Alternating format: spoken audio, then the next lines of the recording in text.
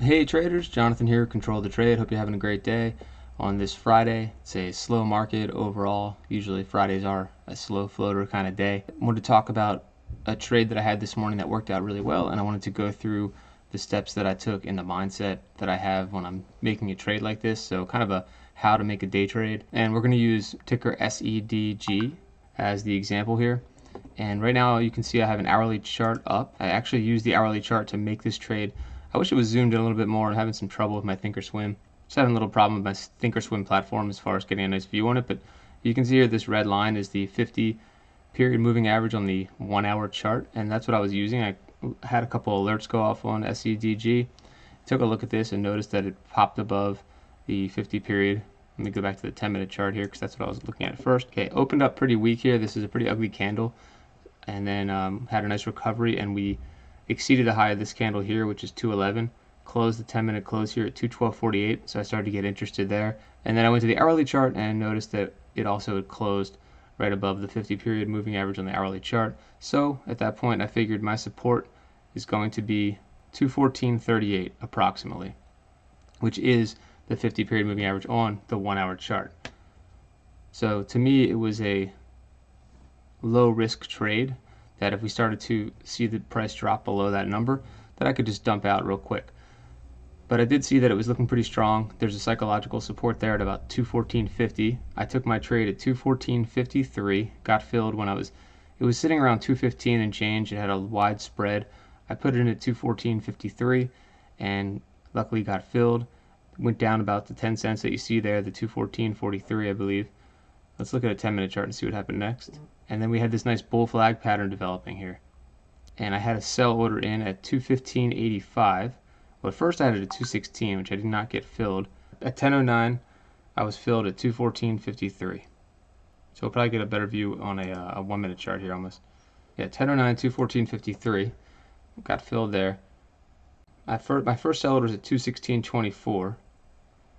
And you can see here that we hit 216.15 about 10 minutes later, so I didn't get filled. So I wanted to profit at that point. I really was holding this longer than I wanted to. You can see this candle here took a nice little dip there, and actually did get filled at 215.85 at 10:26, and then I closed the rest of the position at 216.05.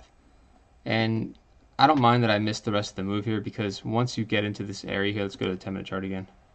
Sure, I missed this move here, but it looked like we were starting to roll over. And now it looks like we're starting an entirely new uptrend right here on the 10-minute chart. But right here, the way that I look at the chart, we were starting to roll over. So I got out, and I was happy to get out. I probably could have bought back in. The low of this candle here was 214.43, which is right back to that 1 hour 50 period moving average. So you can see how interesting that was. That ended up being support again.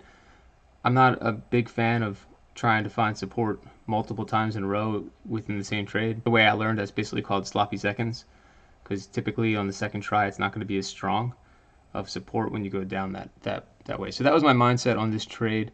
It is tough when you get rid of the entire position and the stock keeps going up. Usually I'll keep a small piece of it, maybe 25% of the position, or maybe a little less than that. But too many times have I seen where I don't take profit and then the stock ends up dropping and you lose it. And I'm sure you guys know what that's like, and you end up losing all your profit and then some. Then you start chasing, you get in the wrong mindset, and you have no control anymore of the trade anymore. Now you're just basically gambling or hoping. Hence the name of my channel, Control the Trade. If you don't have control of the trade, then the trade starts to control you. It starts to control your mind, and that's the worst thing that can happen when you get stuck in a trade and you're hoping and you're looking at a million different charts trying to justify why you're still in it, or maybe your dollar cost averaging down. I'd rather take the base hits. This is really hard to learn this, but I'd rather take the base hits and keep incrementally growing my account and treating it like a business. It's really tough to do that because you have this really strong urge to make more money, or you have this feeling of FOMO because you're seeing other traders make so much money and post about it. You know, that's hard to see, and that's going to drive you the wrong way. You don't want to take that path, in my opinion. Thanks for watching. Glad I could share this video with you on how I traded SEDG today. And remember, don't let the trade control you.